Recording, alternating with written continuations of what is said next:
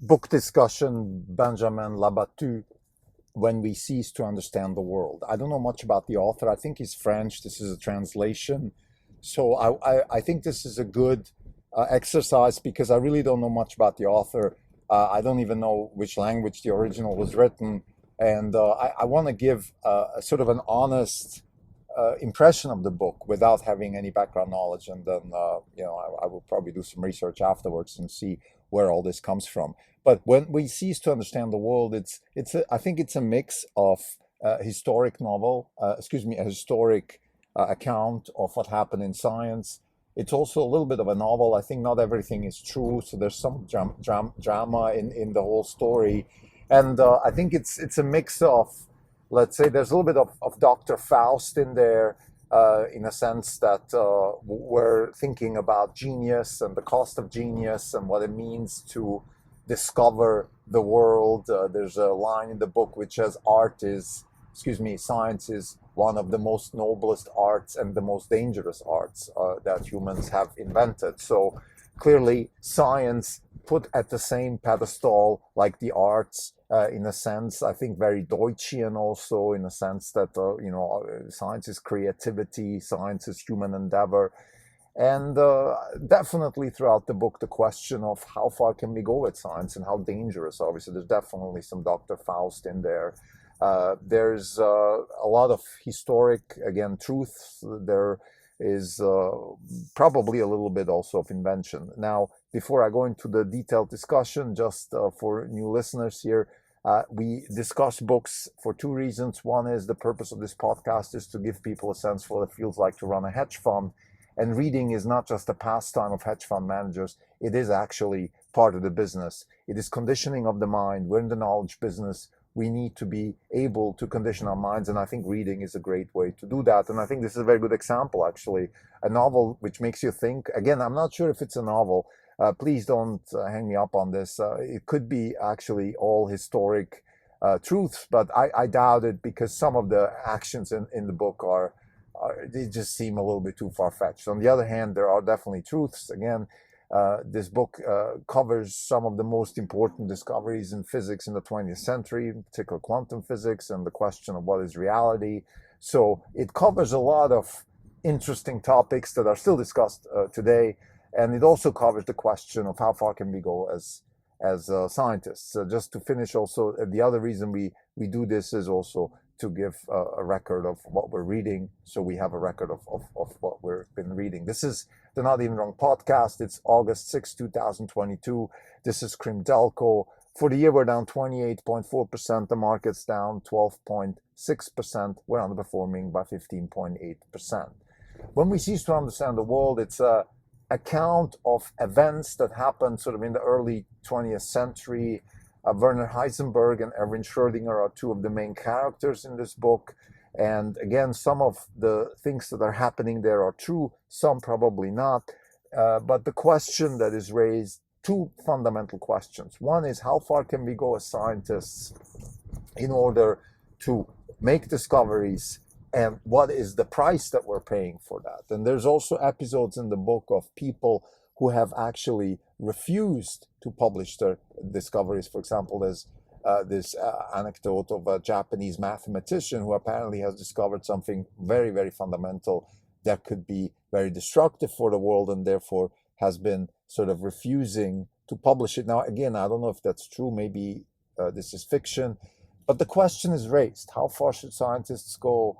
How far should scientists endeavor in the quest for science? Is science the quest for truth, or is it just art? And if it's art, are we the sorcerer's apprentice? I think a lot of Goethe is here. It's interesting. I've been starting to read Goethe's poems because after I started reading this book, and there's probably some innate connection there that I'm feeling. I don't know if it's really a connection in the sense that there is a definite relationship between Benjamín Labatut and Goethe, but a lot of the questions, the two of the most fundamental works of Goethe, The Sorcerer's Apprentice, which I believe is founded on Goethe's poems, and then of course Faust, which is, okay, the question is basically, is art a pact with the devil?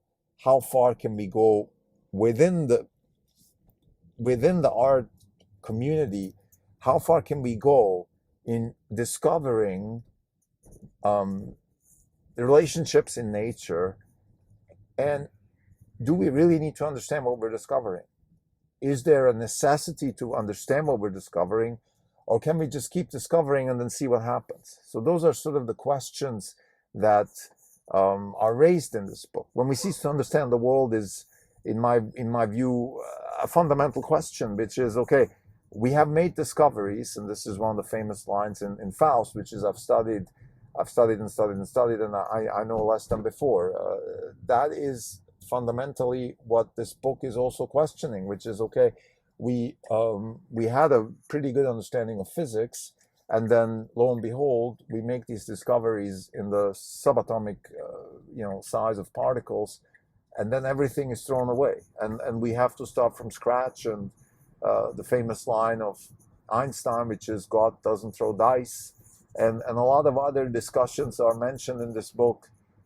They just make you think, okay, where do we stand as scientists, and what can we do, and how far can we go? Now, I want to throw in here a couple of things. First, David Deutsch, Popperian view of the world, which is, okay, look, there's no such thing as the truth. There's an objective explanation for things in nature, and there are good explanations and bad explanations, and good explanations survive, and they help us in terms of progress. Everything is possible that is not disallowed by the laws of physics. So we don't know where the journey is going to go, and it's a fundamental journey. It's a fun journey. It's what we do as humans. We solve problems. That's what makes us happy, and we find explanations to solve problems. And the better the explanations are, the better the new problems are that we create, and so on and so forth. This is not contradicted by Benjamin's book, but it's questioned in a sense. Well, okay, fine, we can maybe find explanations for situations in nature, but maybe sometimes these explanations are wrong, and most importantly, maybe we might have a good explanation for how the atom can be split, but then we can create a bomb, and that is very dangerous. So how do we deal with that? I mean, there's just a documentary coming out now about Robert Oppenheimer and the Manhattan Project. These questions are paramount. How far can we go? How far is the CRISPR discovery going to take humanity? Are we going to have designer babies? Is that a good thing? Is that a bad thing? So there's a lot of these types of questions that are raised in this book. What Benjamin does in this book, and again, this is the part where I'm not sure if it's true or not, he's kind of showing how, let's say, Werner Heisenberg and Erwin Schrödinger, two of the fundamental discoverers within the quantum mechanics community, how they're suffering while they're coming up with all their new ideas. And I think this is an interesting sort of subplot here, which is, to make these types of discoveries, do we really have to suffer to that extent? Is that really necessary? It's a question, fair to ask. And I have my answer. I think I'm very Popperian when it comes to this, because I feel that we have a good indicator for when we're on the right track and when we're not on the right track. And that is basically the concept of when we create good problems and bad problems with our explanations. And what is a good problem, what is a bad problem? This is now our view at Orange Capital Partners, is that you want to have as low cost of an error correction as possible. That's really the key. That's why, let's say, nuclear fission is such a bad problem, because the cost of error correction here is immense. And with CRISPR, it's a little bit better. So you want to have a path, like if science is, let's say, sort of a binary tree where there's always this question, should I do this, should I do that, etc., etc. You want to always go where there is the cost of iteration is lower. And the cost of iteration is defined by sort of how many errors do I make and what's the cost of error correction.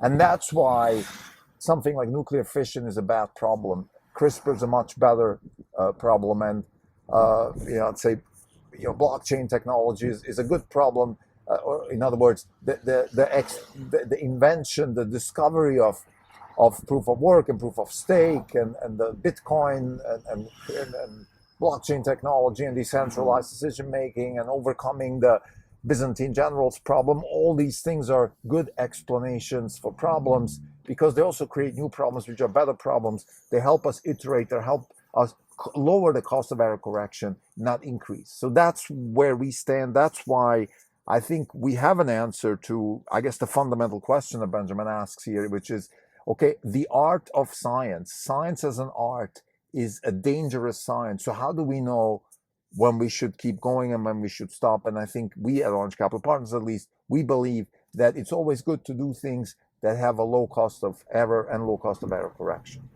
This will be one of the takeaways for ourselves reading the book. And I think this is key to this whole concept of conditioning of the mind and reading. Like, it's a very good example. This book is a very good example of why it's so important to read books, because you can read about the scientific discoveries of quantum physics as much as you want, but you have to ask critical questions about it.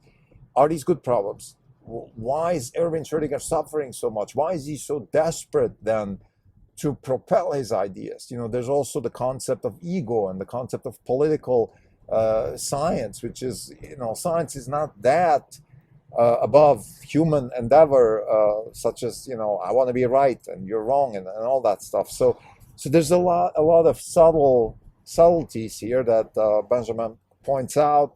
Of course, every book is also theory laden, so what we see in the book is probably very much conditioned about what we've been reading about this. This has been a deep subject that we've been interested a lot in terms of, okay, what is actually reality and quantum physics, and also what kind of technologies and what kind of endeavors should we even finance as a hedge fund? You know, what should we be involved in? And I think we at Orange Capital Partners, we follow the concept of the natural Sharpe ratio, which is we want to invest in technologies and concepts that allow for a lot of iterations with low cost and low cost of error correction. This is where we see disruption happening at the best and at the largest scale. Again, iteration is key, the ability to iterate, and therefore, let's say nuclear fission or also fusion, in our view, are bad technologies because they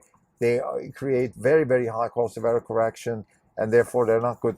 They create even worse problems going forward. To summarize, When We Cease to Understand the World by Benjamín Labatut is a book that questions actually exactly that, which is, okay, we got to a point where we don't understand the world. Is that a good thing or a bad thing?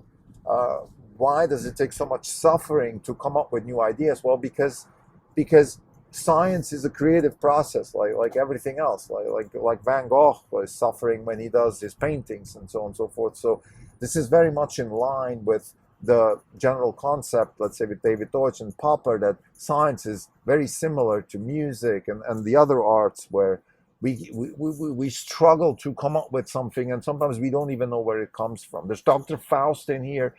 Is this a pact with the devil? Are scientists, like artists, selling their soul for personal gain, or what is it they're trying to achieve? And I think, again, we're very Popperian here in a way that we say, look, we're not really trying to achieve anything other than solving problems. This is what drives us, and this is what the scientific revolution is all about. It is about finding explanations for new problems, hopefully create better problems with those explanations, and keep going. And then there's the sorcerer's apprentice question here, of course, also, which is, okay, once we have technologies, what are we going to do with them? And there's a documentary right now in the theaters about Robert Oppenheimer and the Manhattan Project, which of course are fundamental to this question of how far can we go with science, and how dangerous can science be. So all of these things are discussed in this book. It's a great book. It's worth a read. It raises questions that are relevant. It raises questions that are relevant for hedge fund managers as much as they are for scientists and generally intellectuals who care about the progress of humanity. Thank you.